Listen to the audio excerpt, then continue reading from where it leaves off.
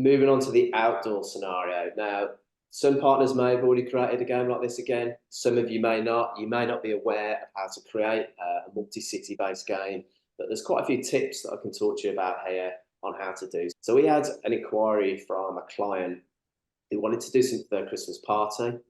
They had offices in 3 locations around the globe, and they wanted to do something that would bring them all together. The activity needs to be outdoors.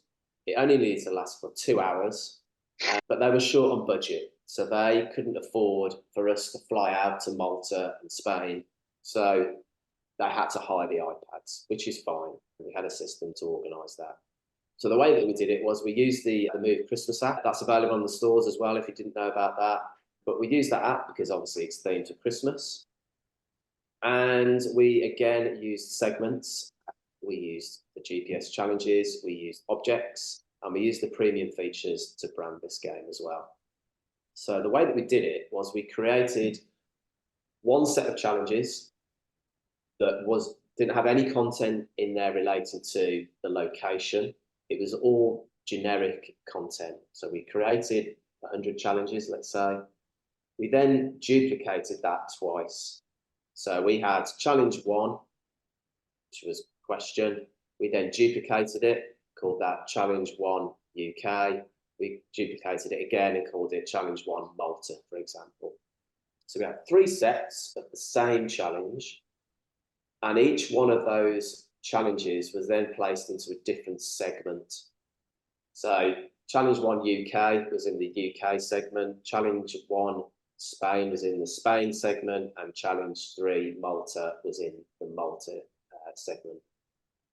And the reason that we did that was so that when the teams were playing the game, if you were in Spain, you would only see your challenges in Spain, and the same again for Malta and the UK. So not only does that make the map look cleaner, but also it ensures that the app loads quicker as well when you download it. We've created games in the past where we've had up to 6 locations, and we've tried to keep all the challenges on the map at the same time, and it slows the software down. So we always suggest that you create a segment for each one of those different locations. And again, the good thing about this system is that you haven't got to create lots and lots of different content. You only create one game and you duplicate it however many times that you need to do so. The game that we created for this one as well had objects in it. We had a hint on the map, which was, for example, a Christmas tree, and that challenge would only unlock if you had 2 or 3 different virtual presents which they had collected from completing challenges. So the teams ran around, they collected virtual objects from completing challenges, which were the presents.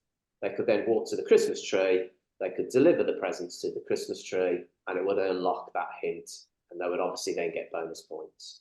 And that created a really nice little game scenario for the teams to get involved with.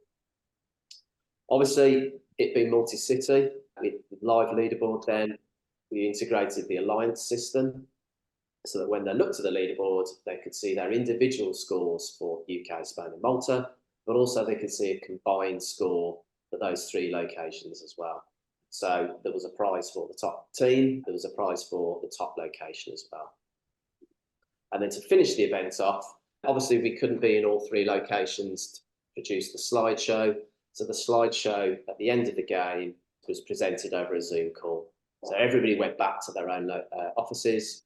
We did the slideshow, and then the medals, the client had bought medals for teams, so they gave the medals out to the team that won.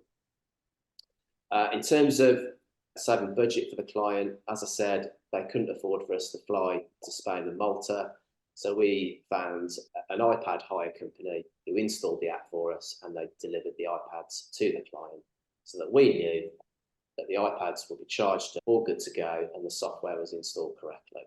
And there was no problems on the day. So it was a good solution for the client all round, and we didn't get any issues with any software or anything like that as well. Any questions on multi-city? Nothing. Okay. No, okay. Another outdoor scenario. This client, we've provided this event for the last 5 or 6 years now, obviously not during COVID, but this was for a university. And we do get asked a lot by universities for similar games to this. So we had a uni that wanted us to create a game for the new students so that they could navigate around the university campus, they could learn where specific buildings were and other information about the site. It needed to last for 3 hours. There were indoor and outdoor challenges. There were 1,200 students, and they wanted to spread the game over 3 days.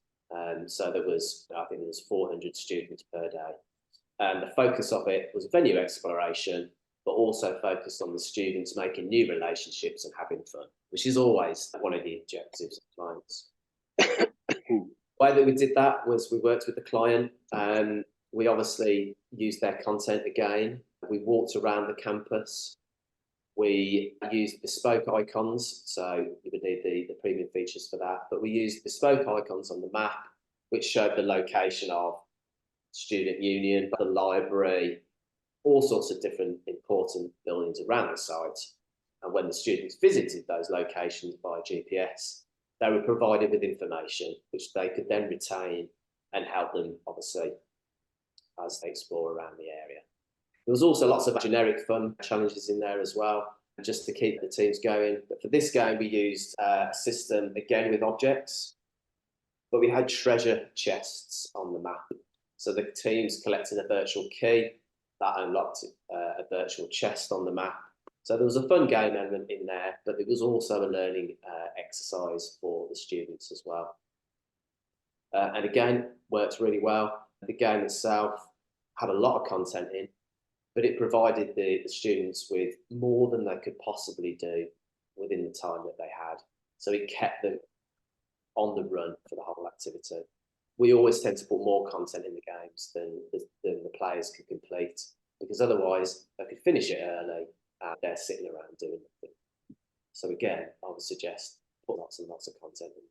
And obviously, the photo challenges that we put in there as well were designed to be fun. They always produce good results at